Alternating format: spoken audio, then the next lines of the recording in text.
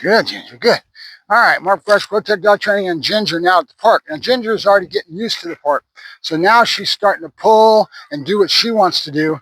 She's not as entertained by what I've got going on because her brain is waking up slow but sure to what's happening, right? So I'm going to end up putting a little micro pinch on her. It gives her a little bit more of a negative when she pulls into it, and I have it to use with tap taps, right? But we're not going to, I didn't want to introduce it day one. Yes, good girl, good. Ginger, yep, good girl, good. There you go, good, there you go. Yep, I'm going to keep working on our pivots.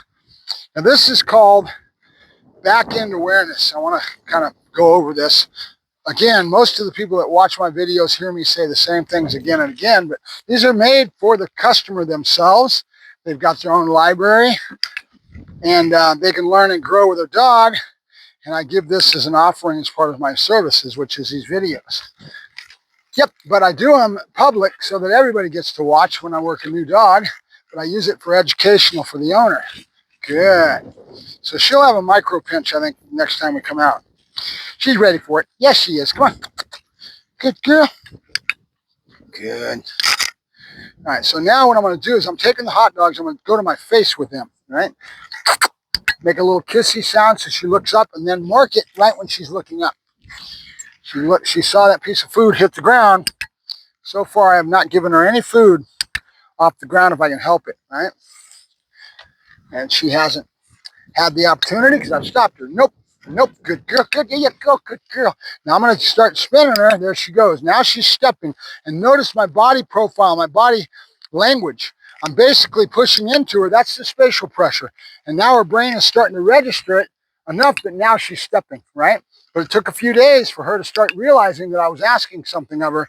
And now when I have the click, because of the conditioning, she now knows that means positive things paired with the food that's released at the right time.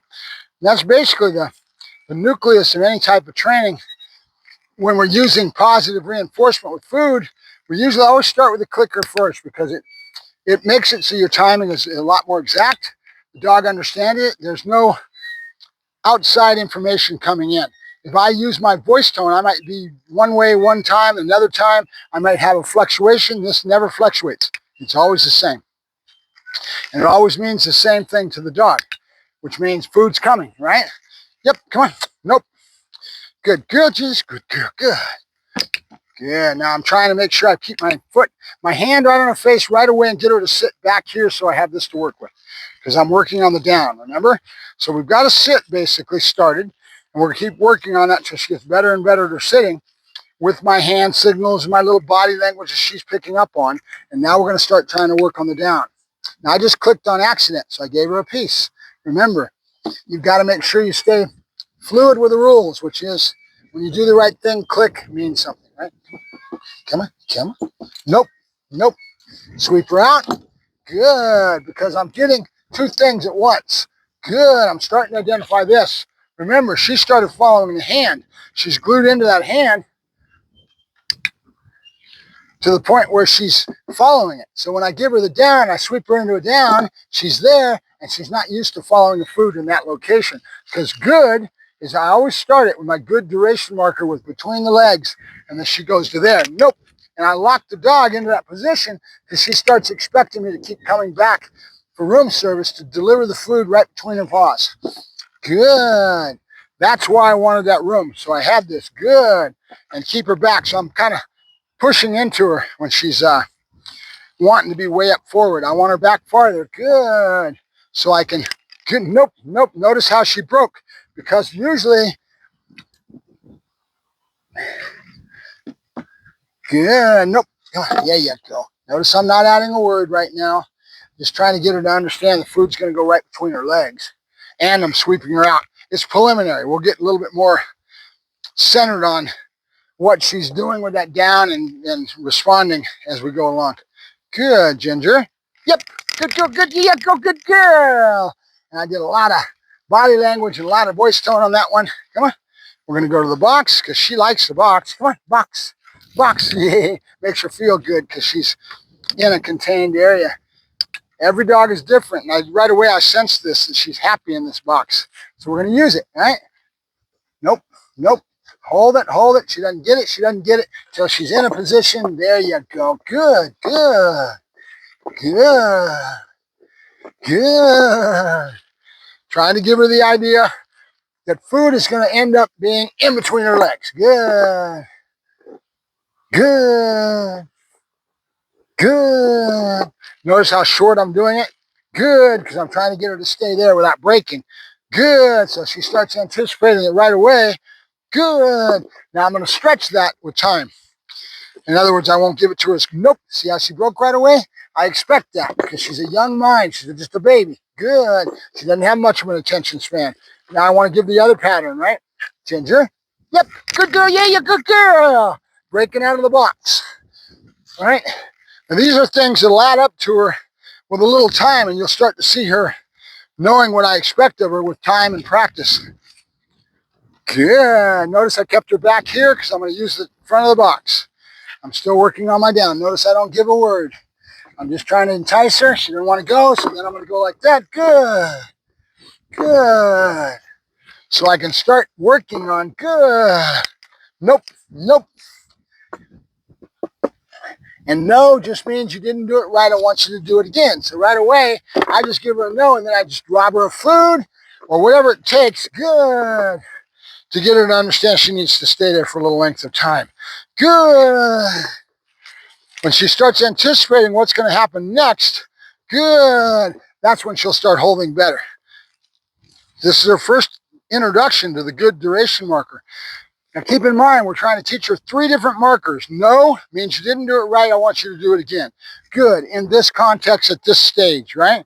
Then we have a yes marker, which is terminal bridge marker. The behaviors end over and you go into drive. And I kind of mix it with my explosion release, which is YEP versus YES.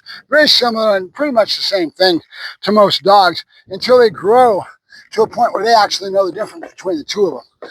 Good, Ginger. Yep, good girl, good, you go, good girl. Notice I stayed on top of her with the good and food, food, food. Yep, good girl. So she starts learning to hold there for longer. Then I can start doing my bouncing around.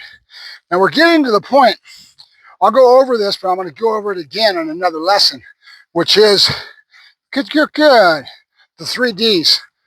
And this is how we start building up on this. Yes, good. Yes, good. Notice my yes marker versus the clicker. Clicker comes out, yes, and the clicker, the same things. It's called the terminal bridge marker. It means the behavior is over with. Notice what I'm asking? For her to look at me. And then I click, and then I bring my hand down. You can't expect her to stay looking when she sees that movement. That's why we call it a terminal bridge marker. And I usually use the eye contact as I start to build into that as my main spot to teach her the concept of that aspect of it, which is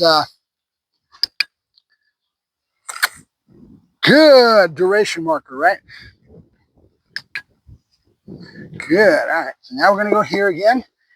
And I don't give it to her. I don't give it to her until I get what I want.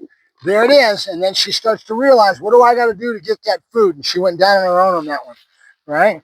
Good. So robbing them of food and making them work for it is actually a correction in itself. It says that things aren't going right. I need to do something. What do I need to do to earn it? Good. Good. I'm building up anticipation for the next thing that's going to happen in this spot, which is that I'm coming back on a good. She needs to start learning a good duration marker. Now, back to the 3 Ds. Distance, duration, and distraction. So when I'm bouncing, good, that's a distraction. If you watch this back, you'll see that she broke the very first time I did that. Good, and now she's not breaking. Why? Because she's starting to anticipate that I'm coming back to her with delivering. Good, the food. Back to, nope, nope. Now, didn't correct her really other than the no. I asked for it again. Nope. Come on, good girl, good, there you go. I like the fact she didn't get squirrely when I gave her the high praise tone.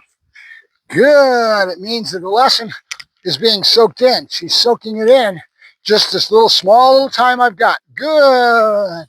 And that's what I'm going to do right there. We're going to break and I'm done. Good. Ginger.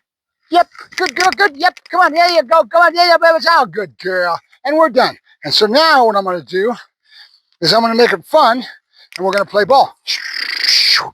Good girl, good. And she doesn't want it that much because she doesn't know. Good girl, good. Yeah, good girl, good. She wants more food. We're going to end it though, okay? So we're going to go into ball play as we go along. We're going to build drive for these balls, and that'll be a part of her life too, all right? All right, that's pretty much it for today's little short, sweet session at the park. And we're going to head to Home Depot. We're going to start growing the dog. I need to see how she's going to act out in public. Is she freaked out? Is she scared of everything? She trembles? How does she react in public? We're going to find out real quick. Huh, babies, huh? Yeah. She says, I'm a smart little girl. I'm going to learn fast. Yes, I am. Good girl, Jesus. All right, Ginger, we're done.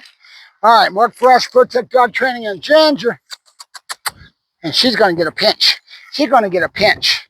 Main reason is because she keeps going out and sniffing, doing what she wants to. And this little choke chain, it's actually a dominant dog collar that I'm using as a choke, is not enough to even make her register it at all. Opposition reflex sets in that has no meaning to her other than me yanking her all the way back to me. I need to have something that says, I want you back here, right? So we're going to go into that. And we're going to put a little pinch collar on. It's called a micro pinch. We're going to give you your own little pinch collar that you get to wear when we come out. Come on. Good girl. Good. There you go. Good girl. She's not into this yet.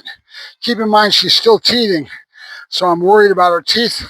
I don't want to go in any pain when I start doing bite because she could end up being a protection dog if we raise it right and she's got it in her. We don't know yet. Right now she's just a Hienz 57.